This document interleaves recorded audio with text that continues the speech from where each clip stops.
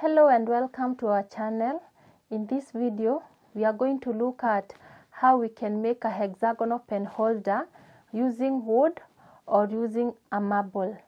We are going to learn how we can make a hexagonal pen holder using these strong materials.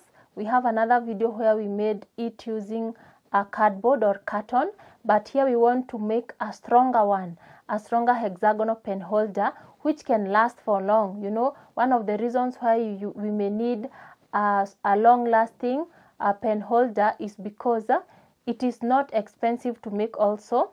Although the one for cardboard is more cheaper, this one is also not expensive because we can use wood which is readily available. Now the main measurements used for this pen holder are a length of each hexagon side should be 6 centimeters and the height of the pen holder is going to be 14 centimeters. Now by the end of this activity, you should be able to measure, to mark, to cut, to join and also to finish a simple hexagonal pen holder. We are going to start with equipment and materials used. So we are going to do it practically. And here we have a list of materials and equipment that we need. First, we need a piece of wood or marble. We need a ruler. We need a pencil. We need a compass. We need a sharp utility knife or a cutter. We also need clear adhesive tape. And we also need strong adhesive or glue. We also need long nose pliers where necessary. We can use it where necessary. And we need a protective cutting surface. Now we are going to begin by setting the compass and this will help us to construct the hexagonal base. Now using the ruler, open the compass to 6 centimeters. The distance between the sharp point of the compass and the pencil point should be exactly 6 centimeters. This measurement is important because it will determine the length of each side of the hexagon. Then check the measurement carefully before drawing, and once the compass has been set, do not change its opening. It should remain the same. Then next, place the sharp point of the compass near the center of the marble board. Then hold the compass firmly and rotate it carefully to draw a complete circle. Then keep the sharp point in the same position as you rotate the compass. Now, keeping it in the same position is going to help you to draw a neat and accurate circle. The circle is going to guide us when we are constructing the 6 equal sides of the hexagon. That's why we are beginning with a circle. Then now once you are done doing that, we are going to mark the 6 equal points. Now without changing the compass measurement, which was 6 centimeters, place the sharp point on any point along the circumference of the circle. So just anywhere in the circle. And then mark a small mark on the circumference using the pencil. Then move on to the next point. And in the new point, mark another mark. And then continue stepping the compass around the circle until you obtain 6 equal points. Now, a circle can be divided into 6 equal sections using the same compass measurement that was used as the radius. The radius of a circle when it is passed along the circumference, it is supposed to give us 6 equal sides, and that is why we are going to use this to draw our hexagon. Now, numbering the points is possible. You can decide to number the points or leave them like that, but numbering will make it easier for you to join them correctly. Then now next is drawing the hexagon. Now, place the ruler between the first and the second point and draw a straight line. Continue joining each point to the next point around the circle. Now, join point to point. So, you are joining point 1 to 2, 2 to 3, 3 to 4, like that up to 5 to 6. And then finally, join point 6 back to point 1. So, the shape formed inside the circle is a regular hexagon. And a regular hexagon has 6 equal sides and 6 equal angles. Now check that all the corners are joined clearly before cutting. You see? And after that, the next step is cutting out the hexagonal base. Now we shall now cut out the hexagonal base. So to do this, we need to place the ruler directly along one of the drawn lines and then hold the ruler firmly so that it does not move. Then using the cutter, remember the cutter is one of the things you need, or whatever you can use to cut. Now you need to score along the line several times. Gently separate the unwanted parts from the hexagonal shape and repeat the same process on the next side. You see? Then now continue cutting carefully along all the 6 sides of the hexagon. Now after scoring the lines, gently separate the unwanted parts from the hexagonal shape. Now we have the hexagonal piece that will form the bottom of the pen holder. Now place it aside safely as we prepare for the 6 sides. Remember that this is just the base we have, but we need now the 6 panels to help us complete our hexagonal pen holders. Now each rectangular panel should have a height of 14 centimeters and a width of 6 centimeters. That is very important. Remember our radius was 6 centimeters. So to mark the height, we need to start by placing the ruler along the edge of the marble board. And then measure a distance of 14 centimeters and make a clear pencil mark. Then repeat the measurement on the opposite side of the board. Then using a ruler, join the 2 marks with a straight line. This line represents the height of the pen holder.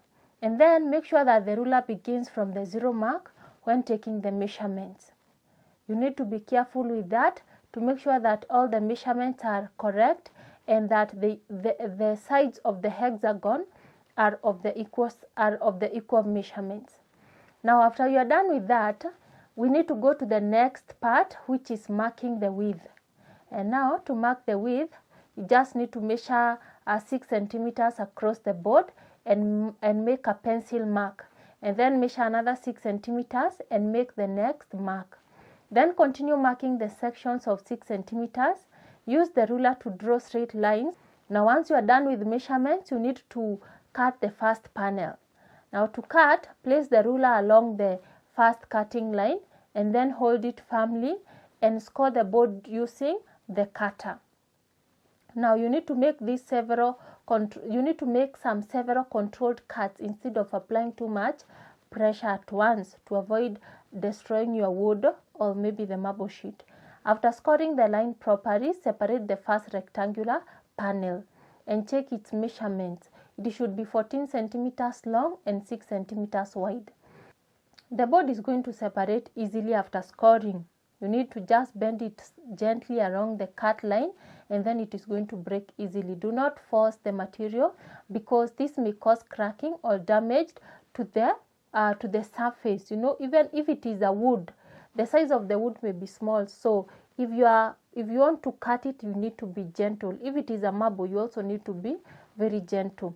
After you are done with cutting your 6 sides, now we go to the next part, which is preparing all the 6 rectangular panels. Now remember that we have cut the first one. We have not yet prepared all the 6.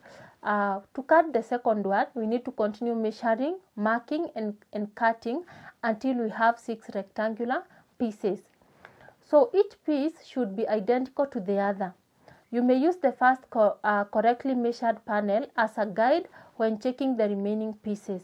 However, always confirm the measurements using the ruler. Now arrange the 6 rectangular panels next to one another in a straight row. Place the panels closely together but leave a very small space between each pair.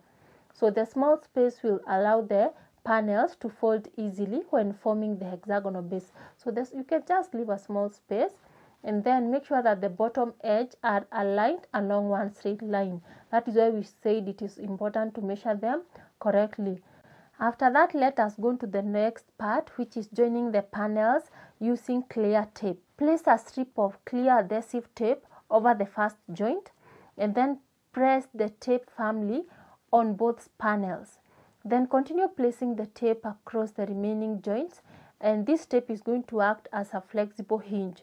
It holds the panels together while still allowing them to fold. Press each strip of tape carefully to remove the air bubbles and loose sections. Then the decorative surface or the neat wood surface should remain aligned as you apply the tape. Once you are done doing that, the next part is to trim the excess tape. And to do this, just turn the joint panels over so that the plain inner surface is facing upwards. Now some pieces of the tape may extend beyond the top bottom edges, so use scissors to cut away the excess tape and then trim carefully without cutting into the side panels. After trimming, the tape should be level with the edge of the board. Once you are done doing that, go to the next part, which is applying the glue along the joints. So to do this, apply a thin line of adhesive along the first joint on the plain side of the panels. Now you need to continue applying the glue along each of the remaining joints, because the adhesive is going to strengthen the joints and help the pen holder to maintain its shape. Now do not apply too much glue. We have wood glue or marble sheet glue, because excessive glue is going to spread onto the decorative surface and make the work untidy. So if it is your wood, let that glue remain on the inner part and not the outside part. Then ensure that every joint receives enough adhesive. Then take care not to pour glue into the center of the panels, because glue is mainly required around the joining lines only. Now once you are done with that, the next step is to fold the panels into a hexagonal shape. Now begin folding the panels one at a time along the taped joints, and then bring the first panel towards the second panel and continue folding until all 6 panels form a hexagonal tube. Once you are done doing that, use the hexagonal base as a guide when checking the shape. Now each panel should correspond with one side of the base. So check that the corners are properly formed and that the top edges are at the same level. So at this point, do not press the panels too forcefully, because this may crack the board or damage the taped joints. Once you are done doing that, the next part is to close the final side joint. So to do this, bring the first and the last rectangular panels together and then apply adhesive along the final joining edge, and then press the 2 edges together carefully. And then now you can use clear tape.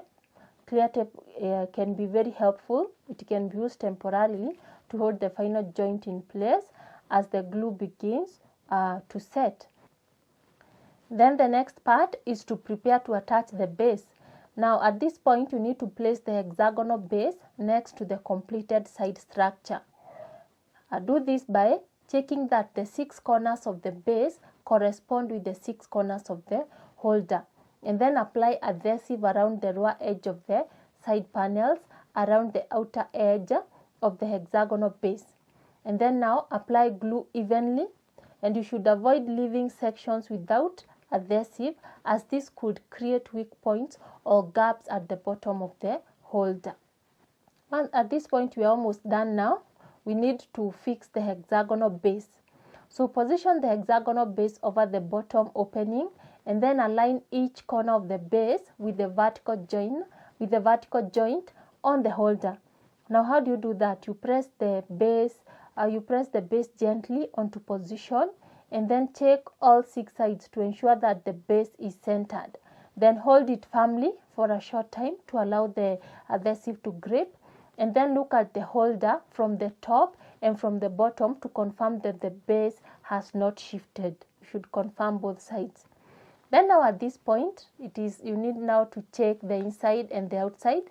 So inspect the inside of the pen holder and ensure that the base is resting evenly against all the 6 sides. Now check the outside surface and strengthen any panels that appear out of position.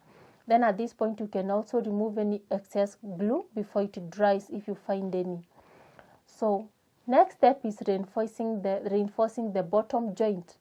Now apply another thin layer of adhesive outside the joint where the base meets the side panels. This will help to close any openings, and the additional glue is also going to strengthen the bottom and close any small spaces. Remember, we could have some small spaces like mine here, very, very tiny ones, but I don't want any spaces, so I'm just going to use some glue. And then move slowly around all the 6 sides to ensure that there are no spaces. So you need to pay special attention to the corners because they experience more pressure when the pen holder is carrying heavy items. Now after applying the adhesive, place the pen holder upright and allow it to dry. The drying time will depend on the type of the adhesive that you used, so give your pen holder enough time to dry, and do not fill the holder before the glue has dried properly. Then once you are done with that, the next part is to inspect the finished pen holder. Now the main construction is now complete. Inspect the top edges and ensure that they are even, and then check that the holder is standing firmly on the table. It should not bend. Look at all the 6 decorative sides and also clean away any visible glue. So if it is your wood, ensure that your wood is neat and clean, or if it is your marble sheet, ensure that it is clean and neat. And then the finished product should now have 6 equal vertical sides. You should see a hexagonal base. You should see straight and firm joints. You should have a clean marble patterned or wood patterned finish, because the marble and the wood, you make it the same way. And then you should have enough space for storing, writing and drawing instruments. Now let us test the pen holder. We can now test by placing some pencils inside. So place some pencils, pens and other light stationery inside it. You may also place a ruler, you see a compass, marker pens and even scissors inside the holder. Then arrange the items carefully so that the weight is distributed evenly. The completed hexagonal pen holder is functional and can help keep a study table or a working area very much organized. It can also be decorated further using stickers, paint, beads, fabric, ribbon and other suitable materials. Like the other pen holder we made using carton, and we decorated very well using paint. You see, water paint, and it came out nicely. You can check out that video. We have a video of how to decorate a pen holder, and just decorate it with what you have available, because there are very many ways to decorate and they should be correct as long as your pen holder comes out neatly. Now we have successfully made a hexagonal pen holder using wood or a marble patterned board. Now thank you so much for watching this video. Continue practicing and remember to keep your working area clean and organized after completing the activity. Please subscribe to our channel for more educative content like this and even others that are going to be helpful for you as you join senior school. Stay blessed and keep learning. Bye.